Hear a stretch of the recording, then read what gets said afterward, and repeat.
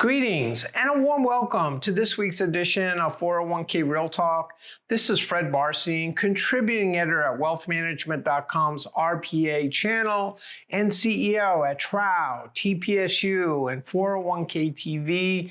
I review all of this week's stories and select the most important and interesting ones, providing open, honest, and candid discussion you will not get anywhere else. So let's get real. First story, in a real stunner that maybe we should have expected, LPL announced the acquisition of Commonwealth Financial for a hefty $2.7 billion. Ranked as one of the top independent broker-dealers, Commonwealth has 2,900 advisors with $285 billion of assets. It is a bold move indeed by recently minted LPL CEO Rich Steinmeier. Commonwealth recently hired Goldman Sachs to vet minority investors before deciding to sell, and is owned by founder Joe Deitch and the employees.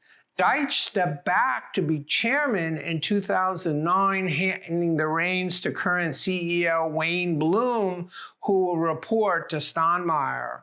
They also face a $93.3 million SEC fine pending appeal, and have seen some of their top RPAs like Alex Astley from AFS and Brendan Spears from Legacy Planning both depart to Hub. LPL recently hired Michael Dozier from T. Rowe Price to be head of retirement.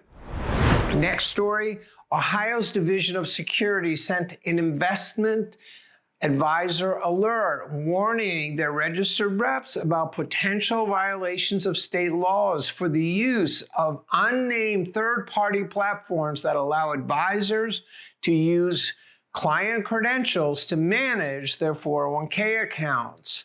Ohio's alert was characterized as due diligence by Ben White, Pantera's senior director and head of policy, because they did not name Pantera or any other platforms. Like with the state of Washington and Missouri, which had also disclosed potential issues to their advisors, state regulators only oversee RIAs with less than $110 million in assets. As more advisory firms like Commonwealth, Hightower, and CapTrust leverage third parties like Pantera, Future Capital, Bloom, and Absolute Capital, regulators and DC record keepers are taking notice. The central issue is how DC participants can safely and legally allow their advisors to integrate and manage their DC accounts as technology and regulations try to keep up with the evolving needs of investors. Next story, Boston College's Center for Retirement Research, in collaboration with Jackson National, conducted a study with 400 financial professionals and 500 investors aged 48 to 78 with at least 100,000, and found serious gaps between what people think they need to cover healthcare and long-term costs in retirement and the reality.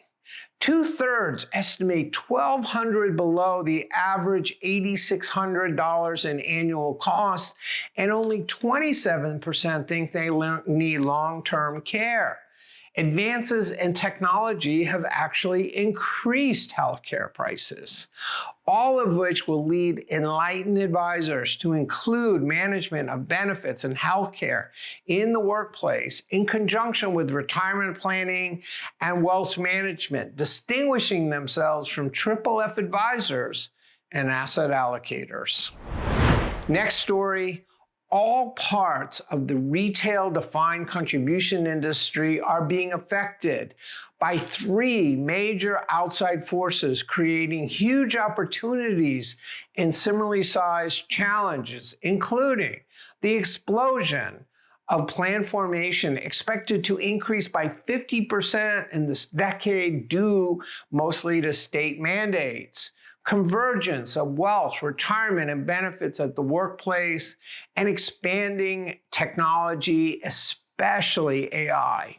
When presented with the idea that we may be entering a second third-party administrator golden age at the first annual TPA roundtable held at the University of Chicago Gleacher Center last week, there was an equal and if not greater amount of skepticism.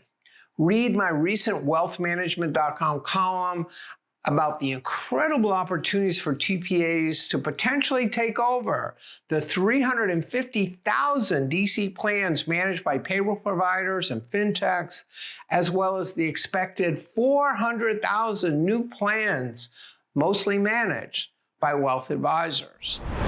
Finally, look for the upcoming RPA roundtables, including the Record Keeper program in DC, June 2nd through 3rd, co-located with the DCEA Spark Public Policy Forum, and the Aggregator Roundtable, September 2nd through 3rd, and Broker-Dealer event, September 3rd and 4th, both in New York, right before the September 4th Wealthies.